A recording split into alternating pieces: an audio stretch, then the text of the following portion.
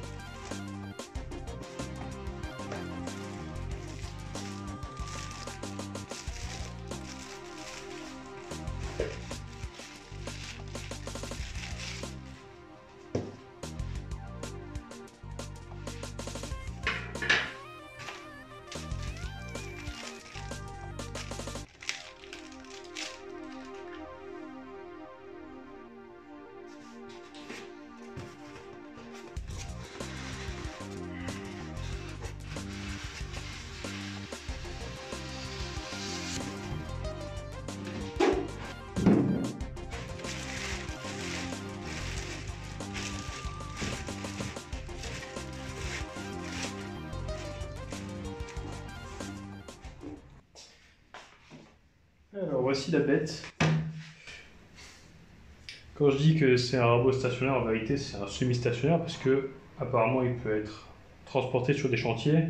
Cependant, du poids de l'engin, le carton c'était déjà 40 kg. Je vous conseille d'être à deux parce que même s'il y a des petites foyers de transport, ça flingue les mains assez facilement.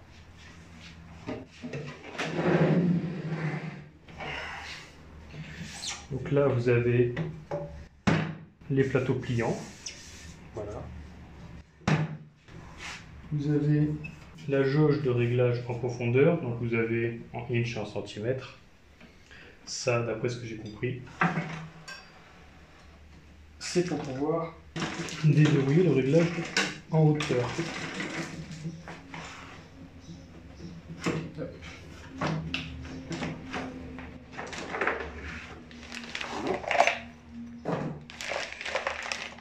Donc là, vous avez l'aspiration qui va se mettre derrière.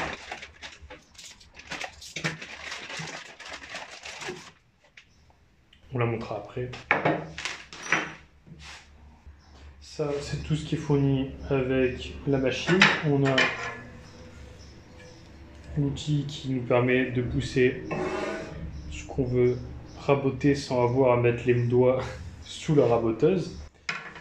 Là, on a le petit ustensile qui permet de changer les fers. Donc il y a deux fers qui sont fournis avec cette machine. Ce sont des fers en fer justement. Donc à voir quant à leur durabilité. Ce sont des fers réversibles, donc à voir s'il faut investir dans des fers un peu plus performants. Là, on a la visserie pour le capot d'aspiration. Alors c'est extrêmement simple pour régler la profondeur. Là vous avez le levier qui permet de verrouiller la hauteur. On déverrouille et là il y a juste à tourner la molette pour voir la hauteur désirée.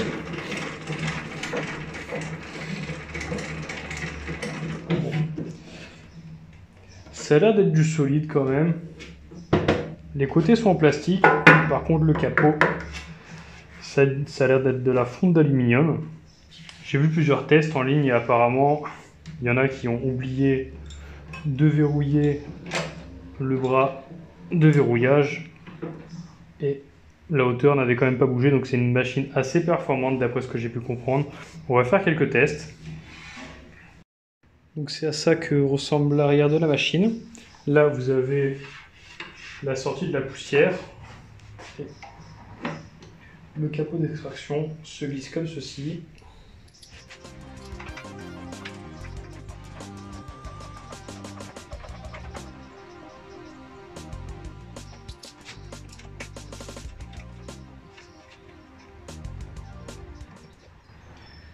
Et on vient tout simplement visser.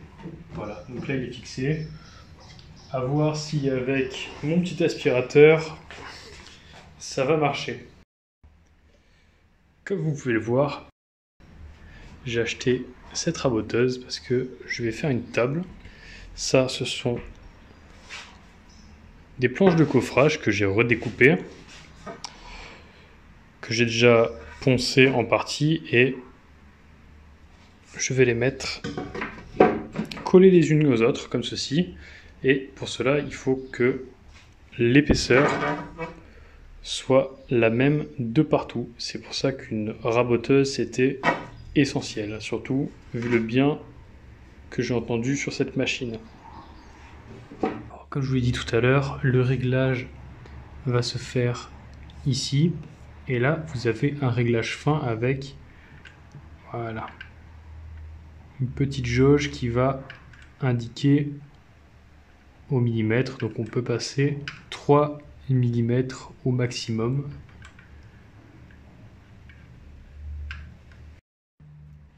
Je viens de faire un test pour voir si le plateau ici et ce plateau étaient bien alignés.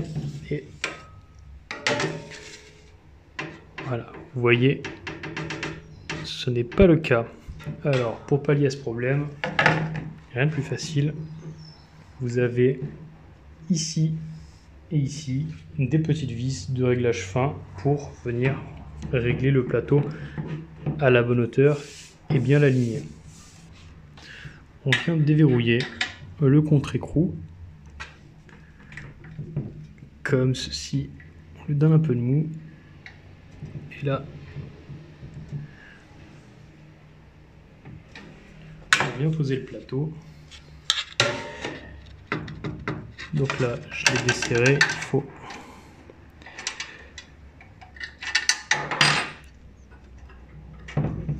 il faut le revisser. Et là, je suis quasiment à plat. Encore un petit tour. Voilà. Donc là, je suis aligné de ce côté-là. Je vais voir de l'autre côté. On n'oublie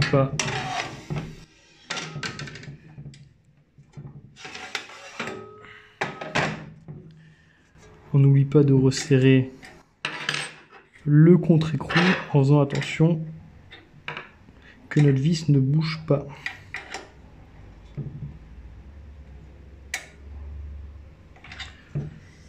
Voilà. On refait un test. Parfait. Je n'ai pas de jour ici. Je n'ai pas de jour ici. Donc on va faire l'autre côté.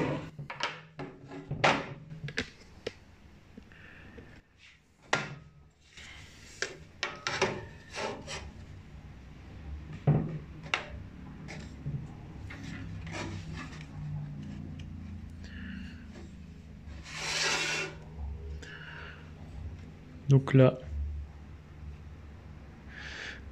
vous voyez que je n'ai pas de jour ici, je n'ai pas de jour là-bas, ma règle ne bouge pas comme ceci. Donc c'est bon pour ce côté-là.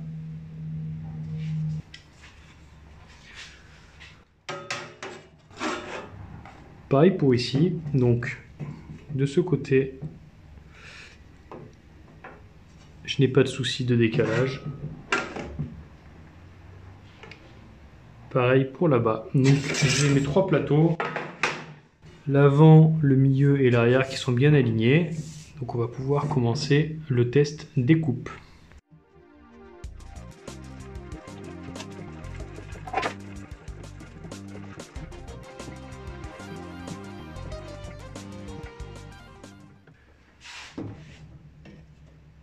Donc là, j'ai réglé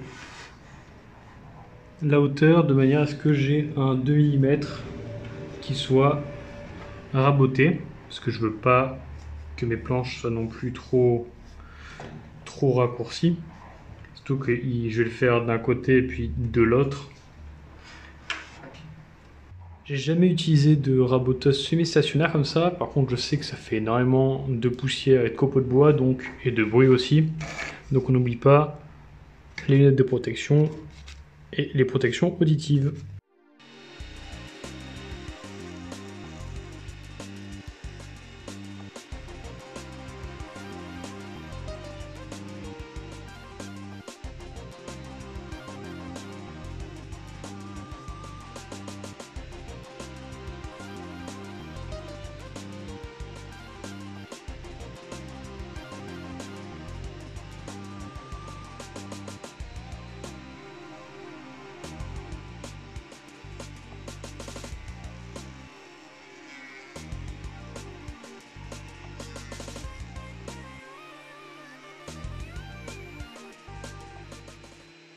premier résultat. Voilà. Alors, donc là vous avez encore des petits trous, mais c'est parce que j'ai pas mis la profondeur du rabot assez basse pour venir grignoter tous ces trous. Là vous avez une surface qui a été rabotée. Bon, ça m'a fait un peu bizarre parce qu'à un moment elle a fait un bruit particulier, mais c'est juste parce qu'elle est passée sur un nœud. Donc il n'y a pas l'air d'avoir trop de soucis, il y avait déjà ces petits éclats sur le nœud. Donc ça c'est une surface qui n'a pas été dégauchie. Voilà par exemple. Voilà, on voit bien ici. Alors je l'avais déjà poncé. Voilà. Mais j'avais tous ces petits défauts. Et là honnêtement, voilà, on dirait que c'est une surface qui a déjà été poncée. Il faut juste que je mette la profondeur un peu plus basse pour bien venir raboter tous les petits défauts du bois. Mais pour une première utilisation, j'en suis très satisfait. Bon, alors j'ai fait quelques passes. Vous avez des planches comme celle-ci qui sortent impeccables. On dirait vraiment une finition comme si je l'avais poncé. Après, vous avez des planches. Bon, ça c'est moi qui n'ai pas bien réglé la profondeur. Donc voilà. Je pense que là, des choses comme ça, c'est plus le bois que j'utilise. C'est vraiment du bois type bois de palette. C'est vraiment du bois de coffrage. C'est pas un bois extrêmement qualitatif, on va dire. Il a plein de petits défauts. Donc, le seul souci que j'ai eu, si on peut appeler ça un souci, c'est comme j'utilise du pin, c'est quelque chose qui est assez résineux, surtout qui c'est pas traité le bois de coffrage. Donc j'avais des dépôts de résine qui venaient m'embêter. Là j'ai tout nettoyé, mais sinon je n'ai pas eu de soucis avec cette raboteuse. Elle tourne parfaitement bien. J'ai fait une trentaine de coupes. Pour l'instant il n'y a pas de soucis. Bon, j'ai dû bricoler j'ai dû bricoler un petit manchon pour mon aspirateur. J'ai fini le rabotage de chaque côté de mes planches. Donc, ce côté-ci et ce côté-ci. Je vais m'attaquer au côté plat. Vous voyez, par rapport à tout à l'heure déjà, tout est beaucoup plus propre. Ça fait quand même pas mal de poussière. Bon, ça, comme j'ai dit tout à l'heure, c'est à cause de mon aspirateur, c'est pas à cause de l'extraction de la poussière de la machine en elle-même. Ça sont des petites traces de résine, donc j'en ai beaucoup moins que tout à l'heure. Mais ça peut quand même nuire à la traction des rouleaux qui est à l'intérieur et qui entraîne les planches sous la lame. Donc il faut penser à nettoyer assez régulièrement si vous en avez. Maintenant je vais m'attaquer au rabotage de ces parties-là parce qu'elles vont être collées dans ce sens-là. Il faut que j'ai donc une surface propre pour que la colle prenne bien et que j'ai le moins de jeu possible. Donc l'idée c'est de ne pas enlever énormément de matière parce que sinon je me retrouve avec des planches beaucoup trop fines et ma table soit moins large.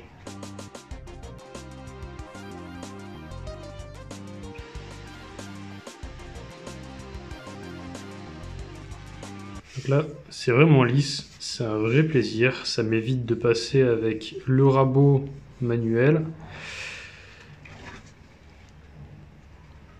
On n'a plus l'aspect jaunâtre du traitement des planches, ni tous ces défauts. On a vraiment quelque chose de lisse sur lequel je vais pouvoir coller mes autres planches. Je me disais bien que j'avais un petit problème d'aspiration. Et le sac a pété. Très agréable. Je vais vous donner un petit indice sur le fabricant du sac. Enfin la marque, voilà.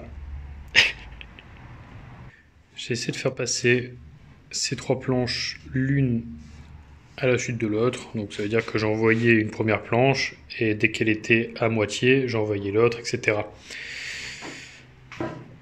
Je vous conseille pas parce que voilà, il se peut qu'il y ait une planche qui soit à 1,5 mm plus haute que l'autre. Ça va empêcher le rouleau d'entraîner correctement la planche et voilà, vous risquez d'avoir des petits soucis. Donc pour moi c'est pas très grave, parce que de toute façon ça va être recoupé après. Mais voilà, si vous voulez éviter d'avoir ce genre de soucis, passez les planches une après l'autre. J'avais vu plusieurs personnes faire cette méthode, ça marchait pour eux, tant mieux, mais personnellement ça m'a pas réussi. Donc je vais éviter à l'avenir. Alors, petit bilan.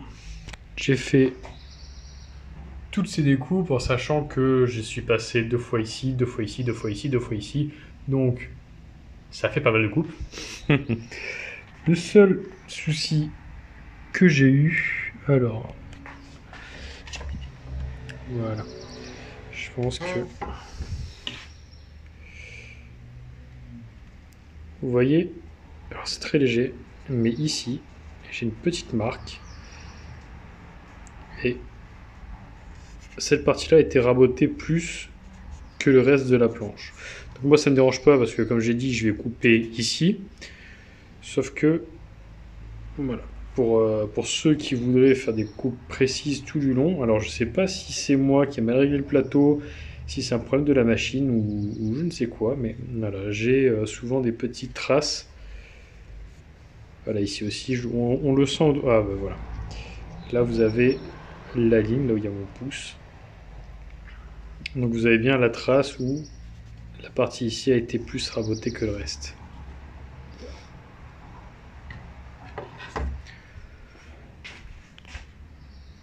Pas mal de poussière, effectivement. Comme prévu, mon petit aspirateur ne tient pas le choc. Après, c'est une très bonne machine, honnêtement. Alors, je suis pas un professionnel, comme je l'ai dit. C'est la première fois que j'utilise un rabot semi-stationnaire comme ça. Les réglages sont très intuitifs. J'ai pas testé la précision de la coupe par rapport à l'étalonnage du mètre qu'on a ici. Il faudrait que je teste, mais voilà, pour une utilisation personnelle, on va dire, c'est déjà extrêmement qualitatif. Je crois que c'est une machine robuste, peut-être juste les plateaux à bien régler. Les fers ont l'air de bien tenir le coup. Ça, c'est la dernière coupe que j'ai faite. Bon, hormis quelques petits défauts, mais ça, à mon avis, c'est dû aussi à la qualité du bois. Parce qu'il y a certaines planches qui sortent nickel. Voilà. Celle-là, elle n'a pas de défaut. On dirait presque que je l'ai poncée. Mais après, voilà. Selon, à mon avis, peut-être le type d'arbre, où est-ce qu'il a vécu, si ça a été entreposé quelque part, je ne sais pas. On a quelques défauts, mais sinon, je n'ai rien d'alarmant. Je n'ai pas de... Sur la largeur, je n'ai pas de décalage, je n'ai pas quelque chose qui pourrait m'indiquer que les fers ont trop souffert. Donc voilà, après toutes ces coupes, c'est quand même de la qualité. Mais je rappelle, ça reste des sabots, ça reste des fers en fer du coup. J'essaierai de trouver un fer, un tambour hélicoïdal, je crois qu'on appelle ça. Hélicoïdal, je sais pas si ça existe sur le type de machine, il faudra que je me renseigne. Je crois que oui, mais ça coûte assez cher, c'est dans l'ordre des 600 € je crois. Ça coûte plus cher que la machine. Avant d'avoir cette machine, j'ai essayé de faire moi-même une raboteuse maison. Et je vous avoue que ce n'est pas du tout la même chose. Donc, alors attention, hein, ça marchait. Voilà. Ça marchait, sauf qu'il fallait que je règle chacune des tiges à chaque fois que j'avais un changement de coupe. Donc c'était vraiment catastrophique. Ça marchait, attention. Mais voilà, c'était très fastidieux pour des coupes qui n'étaient pas aussi précises et vraiment des coupes très fines. Très fines. Donc ça va me resservir comme rabot à main. Et je suis content d'accueillir dans ma petite famille d'outils cette machine. On se retrouve quelques temps plus tard. J'ai pas mal testé cette machine, elle marche toujours très bien. Par contre, j'ai deux, trois points négatifs. Ce que je pensais être des traces de résine, parce que j'en avais pas mal, ce sont en fait des rayures. Donc je ne sais pas à quoi c'est dû. Peut-être à des nœuds du pain. Mais voilà, avoir un plateau qui s'abîme aussi rapidement juste avec des nœuds, ça me paraît un peu bizarre et ça me déçoit un peu. Donc, le souci que j'avais avec une partie qui est plus rabotée que l'autre, ça s'appelle un talon. Donc c'est assez fréquent sur les machines de ce type. C'est à cause du fait que ce soit une machine avec 2 rouleaux entraîneurs. Donc je vous expliquerai comment remédier à ça dans une autre vidéo et pourquoi ça arrive. Quoi qu'il en soit, j'ai contacté Metabo. Je les ai contactés sur leur compte Messenger. Ils m'ont répondu après un délai d'attente horriblement long de 1 ou 2 semaines, je crois. Donc je suis d'accord que ça n'est pas la méthode traditionnelle, on va dire, pour les contacter, mais c'est censé être beaucoup plus rapide qu'un mail ou que de galérer à chercher à travers leur site contactez-nous ou quelque chose comme ça. Tout ça pour qu'ils me répondent on va vous mettre en relation, on va vous envoyer la liste de tous nos revendeurs.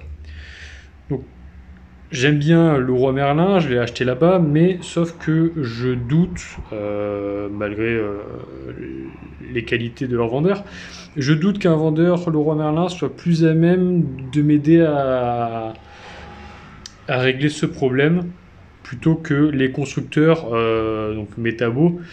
Voilà. C'est quelque chose d'assez décevant, le temps d'attente pour une réponse aussi vite envoyée. C'est pas très service client tout ça. Donc Metabo, vous avez des utilisateurs qui vont en vieillissant, mais vous avez aussi des nouveaux utilisateurs qui utilisent des réseaux sociaux. Donc ce serait bien de se mettre à la page un petit peu. Je vais quand même vous montrer comment changer les fers. Donc pour ça, il n'y a rien de plus compliqué. On va à l'arrière de la machine, là où il y a toute la sortie des copeaux. On a une vis ici à dévisser, une vis ici à dévisser. Une fois qu'on a dévissé nos 2 vis, on vient simplement retirer le capot d'aspiration. Voilà, ça ressemble à ça à l'intérieur, vous avez le joint.